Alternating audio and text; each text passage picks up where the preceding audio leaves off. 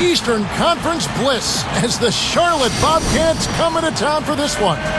Starting your week off right, 2K Sports teaming up with the NBA. It's great to have you here with us. This is Kevin Harlan calling the game alongside Clark Kellogg and Steve Kerr. And for the Pistons, we've got another hometown game here in Detroit. Guys, when you compare their performance last season to where they sit right now, not a whole lot different story. Not necessarily a big surprise either. I think for the Pistons, they've really struggled much the same way they did a year ago. It just hasn't gotten much better for them.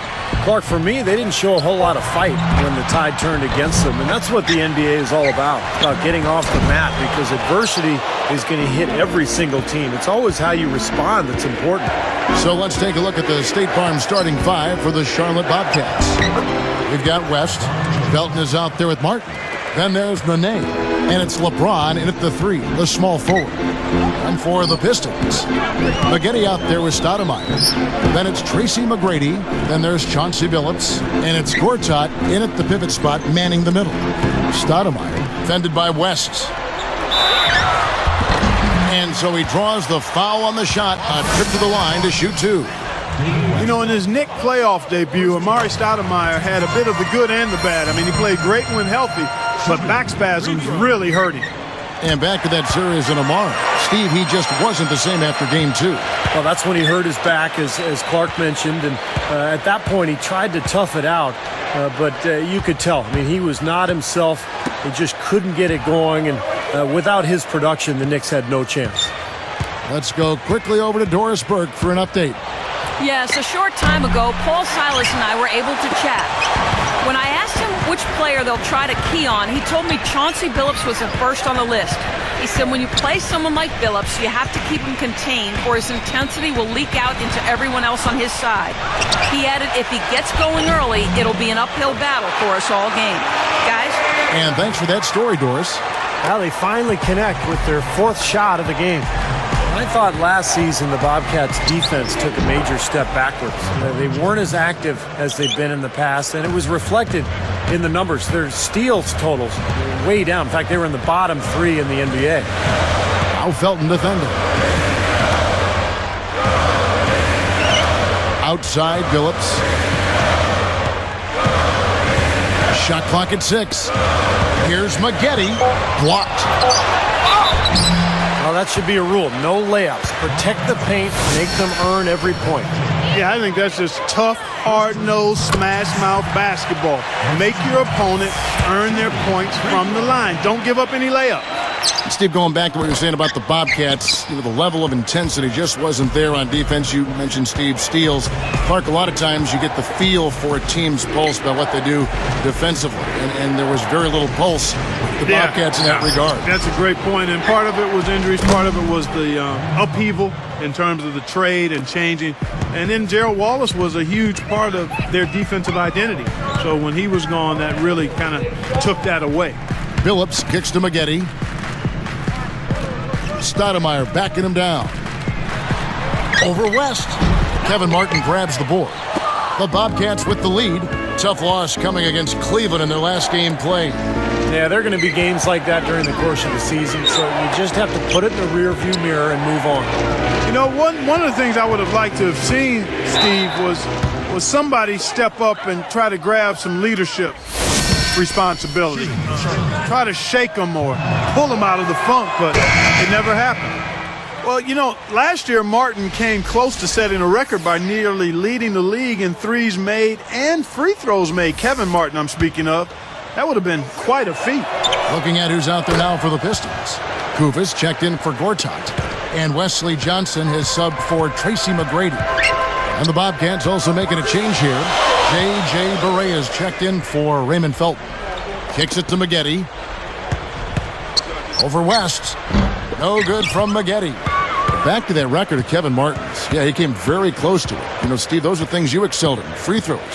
3-point shots made. Well, I could make free throws. I just couldn't get to the line, Kevin. But Kevin Martin, this is a guy who can create contact with the best of them. Gets to the line so often. And combined with those three-pointers that he can make, this is a versatile offensive player. Now here's Johnson after LeBron James's miss. Up with it, and Billups gets it to go. Billups has got his first basket of the night. He's not the tallest guy around, but boy, can he score in the post. Some guys just have that knack, and he's certainly one of them. Pick by West. Layup off the pick. So he gets the whistle. Contact on the way up, and 2 shots coming up. Man, what a tough break, guys, for David West. Last season was having such an outstanding year before tearing his ACL in March late in the campaign. Very tough break for him. A different look for Detroit. Gortat's checked in for Kupas. Garcia comes in for Corey Maggette. And it's Livingston in for Chauncey Billups. Then for the Bobcats, Hollins is checked in, and Matt Barnes is subbed in for LeBron. Back to that West injury. To lose what he brings to the table is a big blow to any team. Yeah, without question. I mean, and the Hornets showed well in the playoffs, but you know they missed his scoring, his rebounding, and he's a veteran who's been in the playoffs, and he's a tough guy as well, Kevin. So those are attributes that you just can't replace. Garcia can't get it to go. That's a good shot. High percentage. Can't complain about that one. 7-second difference. Shot and game clock. Goes up on the wing. Charlotte again missing. The Pistons trailing. And this matchup with the Bobcats, it's their first meeting of the season. Well, they split the season series a year ago. These two teams were very evenly matched. Fires top of the key. And he hits the jump shot.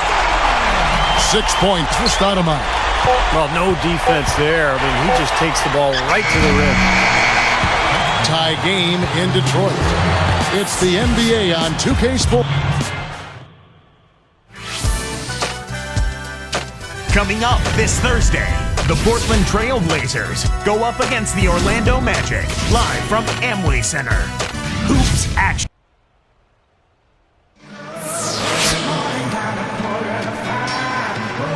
And off we go, a close game now starting the second quarter. Here's LeBron.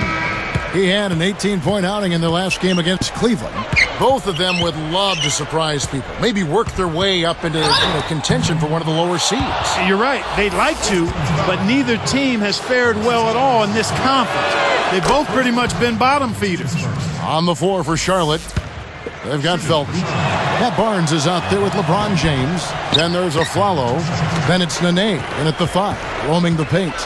Well, last year in the playoffs, LeBron was up to his usual tricks. He felt good about not having to carry the same load as he always had to, though, and that relieved him a bit and made him better in my mind. Here's Garcia. Changes up, and no mistakes on the layup. Garcia's got his first 2 points. One of the sweetest moves in the game, the reverse layup in traffic. Back to LeBron. Clark, he didn't have to carry the load like he did up in Cleveland, but he still had some big-time shots for the Heat. And Steve, not necessarily in the regular season, but really in the postseason. That's where he stepped up big time. Yeah, particularly in the first 3 rounds. In the finals, remember, he kind of took a step backwards, but in that Chicago series, he made some enormous shots in that series. He was so good offensively. Then all of a sudden against Dallas, it was like he lost his confidence. So he's still a little bit of a work in progress in terms of putting it all together. They're doing much better now. I mean, in the first quarter, they converted less than 30% of their field goals. But they've bounced back nicely here. Clark, this offense has really been clicking. No doubt about it, giving the defense all kinds of trouble. And they're playing with so much energy offensively. The ball is really moving.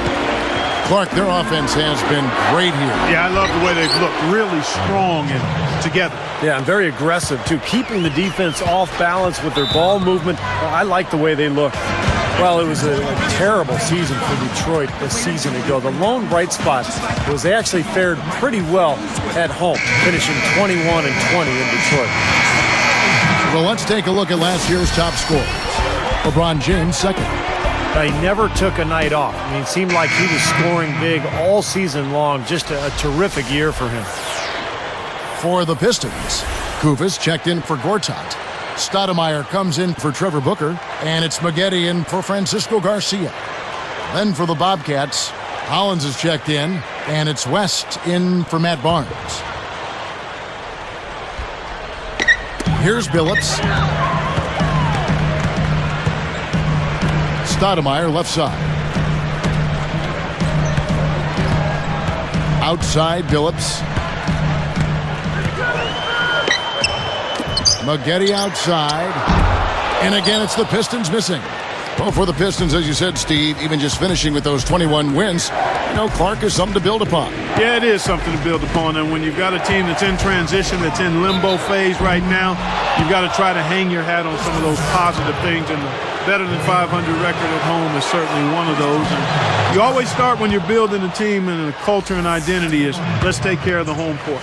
And LeBron's numbers last season really slipped in the early part of the year as he tried to adapt to his new teammates and his new surroundings. But as the season went on, he became more and more effective. And that was one of the reasons he ended up with a career high in field goal percentage, right around 51% from the floor. Charlotte trailing. It's off to New Jersey for him after this game as they take on the Nets. And their road trip is only getting started as that's the second of 6 for him. And stolen by Billups. And I like the aggressiveness defensively, forcing that mistake. Here we are in November, and let's see how things are going out east in the early season. Taking a look at Charlotte, lurking in the basement of the conference for the time being. They're not pleased with their performance so far this season. And, of course, Detroit tied up with them. Well, right now for the Pistons, they've proven they have a long way to go if they're going to be a competitive team in this league. And even if they weren't expected to play at a high level this year, I think most people felt they were capable of being better than what they're showing right now. So he gets them both. Going back to what Steve was talking about with LeBron, if he's being more efficient, Clark, with the ball, I don't think he is too concerned with his numbers, with his totals. Kevin, that's one of the beauties of LeBron James' game to me. He's interested in playing the game of basketball at the highest level. If that means giving it to another player who's open, he's fine with that. If that means taking shots, he's fine with that. I love the fact that he's comfortable in who he is and is not worried about what other people think he should be doing. 6 to shoot. Billups kicks to Maggette. With the clock winding down, Bobcats with the rebound. West has got his 5th rebound right now in the game. Well, neither team has really gained an edge rebounding-wise here, and the score reflects that. Well, if one team can start hitting the boards harder, I mean, it'll give them a good chance to pull away. Up top, Perea is guarded by Billups. Tipped. West dishes to LeBron. Maggette gets whistled for blocking. That'll be his 2nd foul of the game. Well, there certainly weren't too many bright spots.